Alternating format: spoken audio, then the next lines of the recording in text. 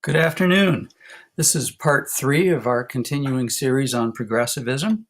Um, we're going to talk about the three different presidencies of people involved in progressivism at the turn of the last century and coming into the 1920s. First up is President Theodore Roosevelt.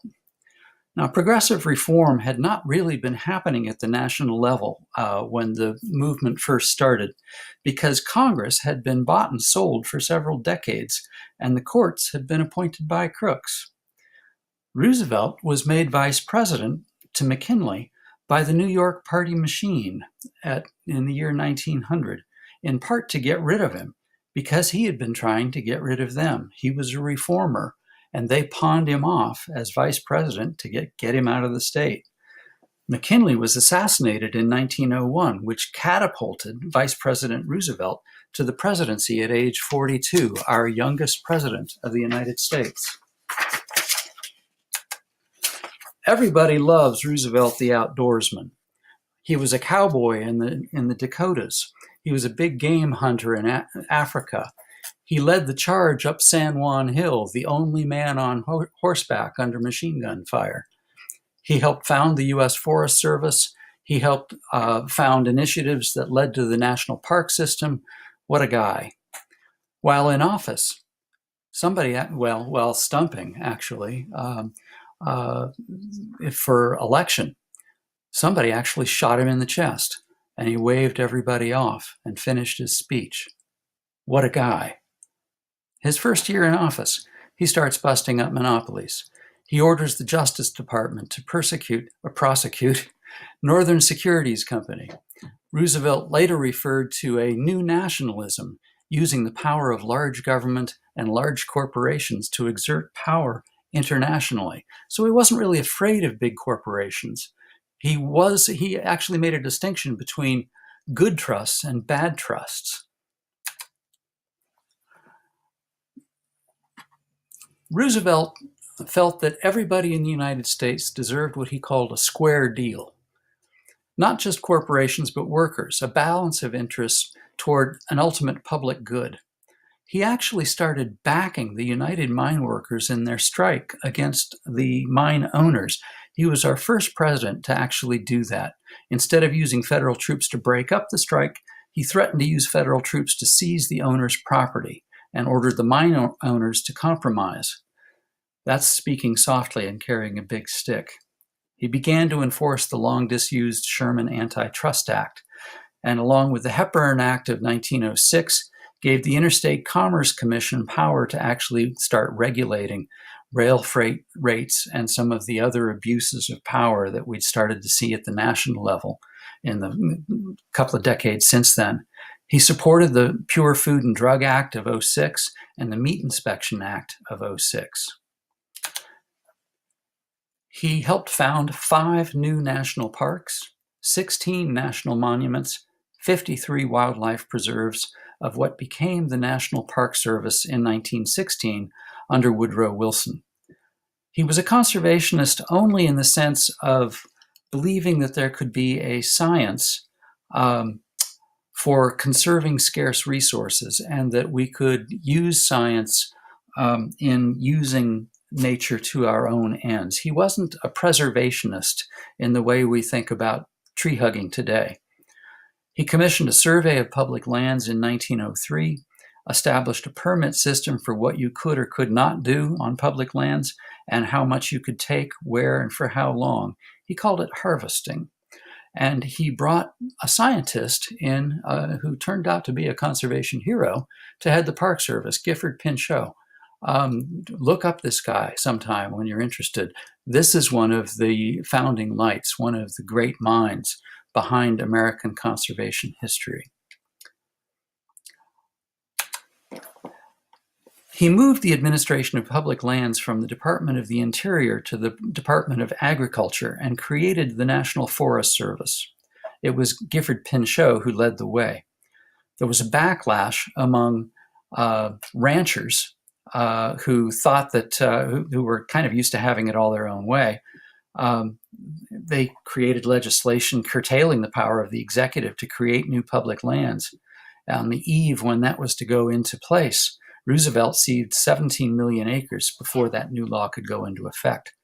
The American public loved him for it. Well, as you can see from this next slide, there was a financial panic in 1907. There was a particular bank in New York that had tried to corner the market on copper. It failed and it went bankrupt. Others soon followed, and there was a run on the banks. Everybody tried to get their money out because they were afraid that the banks were going under. J.P. Morgan and others poured private capital, their own money, back into the banks to try and prop things up. But the damage was done. It scared people. And as Roosevelt's term in office came to a close, this was hanging over everybody's head, this Knickerbocker crisis or bankers' panic of '07. Our next president, William Howard Taft, was handpicked by Roosevelt, but turned out to be kind of a disappointment for Roosevelt. Unlike Teddy, Taft was cautious, he was conservative, and he really didn't enjoy playing the political game very much. And the first hint that there might be a problem was Taft's work on the tariff. Progressives wanted the tariff lowered to put heat on corporations to compete for cheaper international products. Taft backed the corporations rather than the progressives. Meanwhile, the Forest Service busted the Secretary of the Interior for 1 million acres of federal land that had been sold for coal mines in Alaska. Taft, rather than backing the Forest Service, defended the sale. Teddy returns from a hunting trip in Africa and starts to take sides against his own hand-picked presidential candidate. We're now up to the 1912 presidential elections. Republican conservatives back Taft. Teddy leaves the party in a huff and founds his own progressive party, better known as the Bull Moose Party. It's the first time that the Progressive Party actually codified itself as an official political party. The platform was Teddy's old New Nationalism idea, where consisting of corporate regulation, worker protections, a graduated income tax, and women's suffrage. And it was really built around Teddy's own personality. I am strong as a bull moose.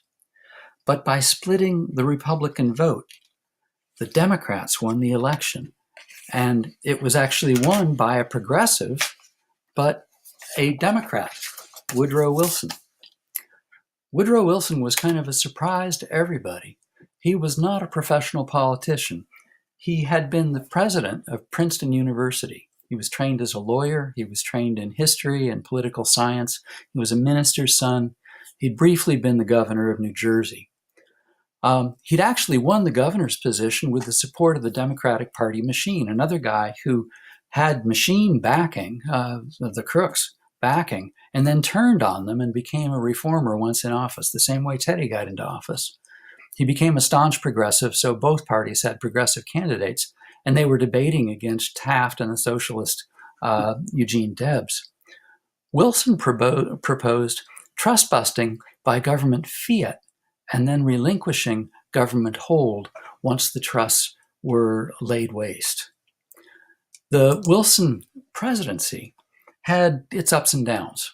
The tariff reduction happened in the first month. This was a progressive reform that had been in the making for years.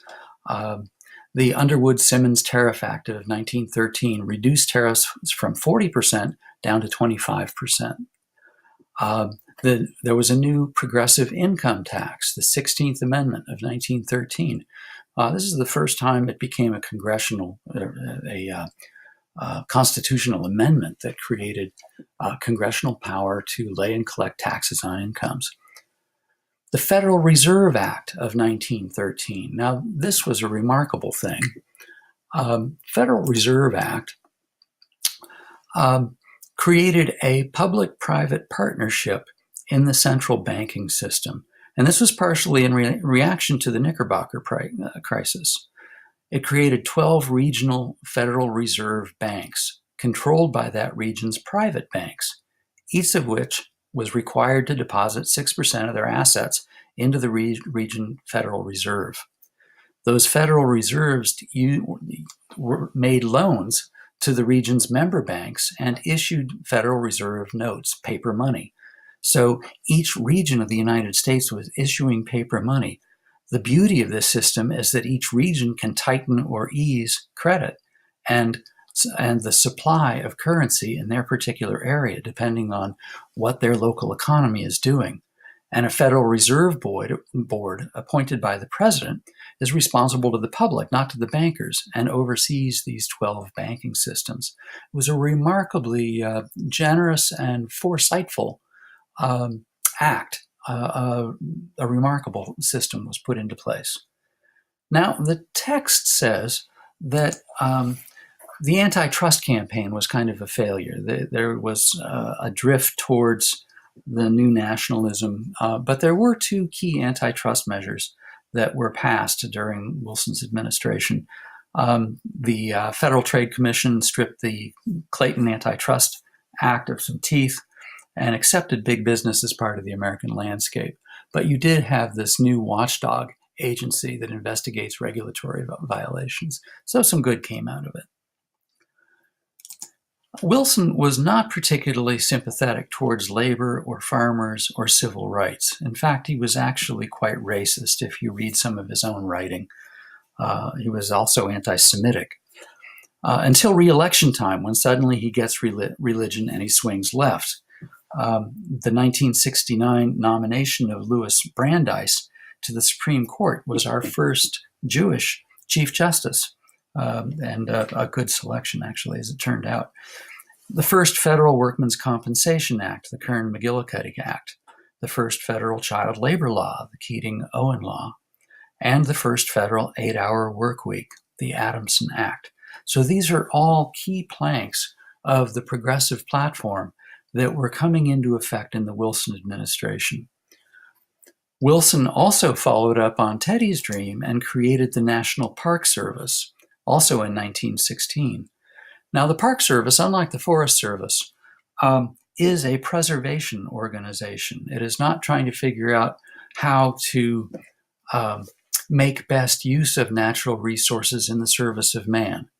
Instead, it's how to preserve natural resources in their pristine state.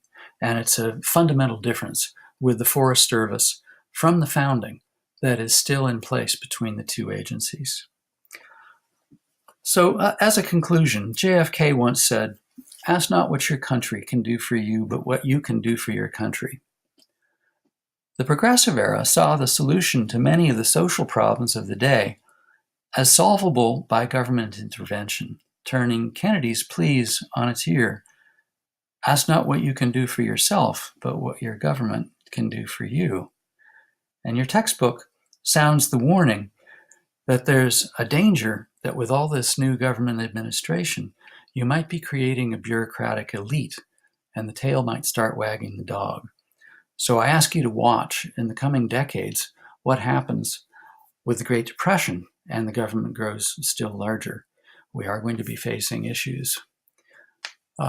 There we go.